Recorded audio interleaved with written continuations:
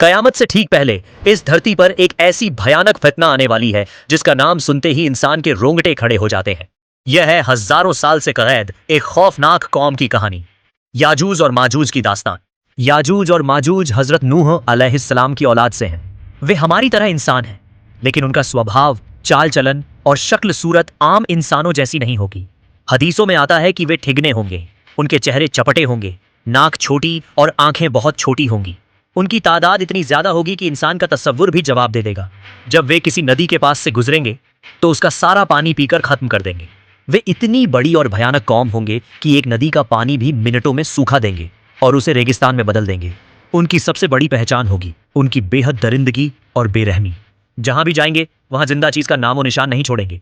वे फसलों को बर्बाद करेंगे, पेड़ों को उखाड़ देंगे, जानवरों को मार डालेंगे और औरत, मर्द, बच्चे किसी को नहीं छोड़ेंगे।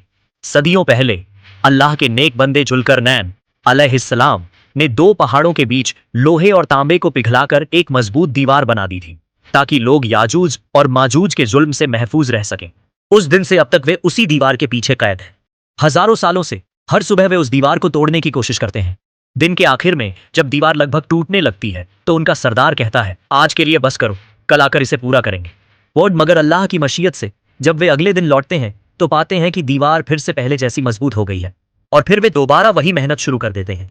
यह सिलसिला यूं ही चलता रहता है, दिन दर दिन, साल दर साल, सदी दर सदी, मगर वे कभी बाहर नहीं निकल पाते। लेकिन कयामत से ठीक पहले जब हजरत ईसा अलैहिस्सलाम वापस आएंगे और दज्जाल को कत्ल करेंगे, उसी वक्त अल्लाह याजूज और माजूज को बाहर आने की इजाजत देंगे। वे पहले की तरह दीवार को तोड़ने लगेंगे।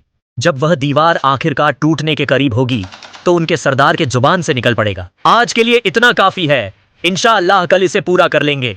बस यही एक लफ्ज इंशाअल्लाह उनकी सदियों की कोशिश को कामयाब बना देगा। अगले दिन जब वे लौटेंगे तो पाएंगे कि दीवार वैसी ही टूटी हुई है जैसी वे छोड़कर गए थे। फिर वे एक झटके में उसे तोड़ देंगे और करोड़ों याजूज माजूज बाढ़ के पानी की तरह पूरी दुनिया में फैल जाएंगे। उनके आने से दुनिया में मच जाएगी कहर और तबाही। जब वे ऊंचाई से उतरेंगे तो ऐसा लगेगा जैसे काले समंदर की लहरें पहाड़ों से नीचे गिर रही हो। उनके पैरों की आवाज से जमीन कांप उठेगी। जहां भी जाएंगे सब कुछ तबाह कर देंगे।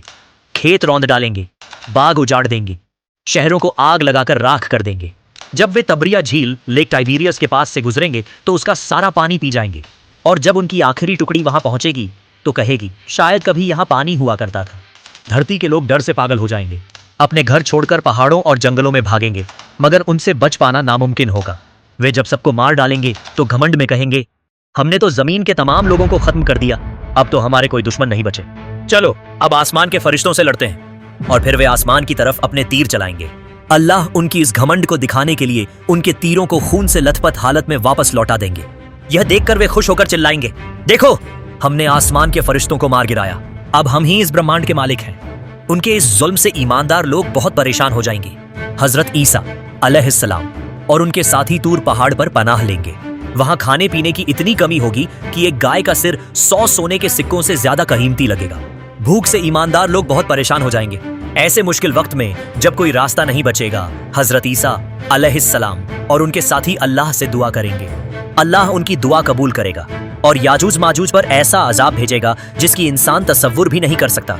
अल्लाह उनकी गर्दन में नगफ नाम के कीड़े भेजेंगे। वो कीड़े उनकी गर्दन में घुसकर उन्हें अंदर से खाना शुरू कर देंगे।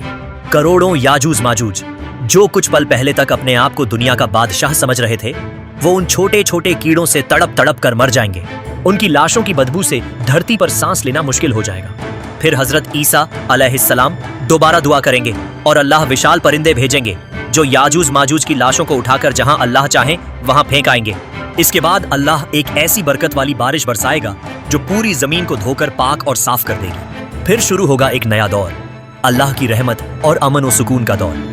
यह भयानक कहानी हमें यह सिखाती है कि अल्लाह की कुदरत और उसकी तदबीर के सामने कोई ताकत टिक नहीं सकती और जो लोग ईमान पर कायम रहते हैं, अल्लाह की मदद हमेशा उनके साथ होती है। अगर याजूज और माजूज की यह कहानी आपके ईमान को मजबूत करती है तो इस वीडियो को लाइक करें, अपने दोस्तों और रिश्तेदारों के साथ शेयर करें और चैनल को सब्सक्राइब करें ताकि आप तक इस्लाम की ऐसी और दिल छू लेने वाली कहानियां पहुंचती रहें।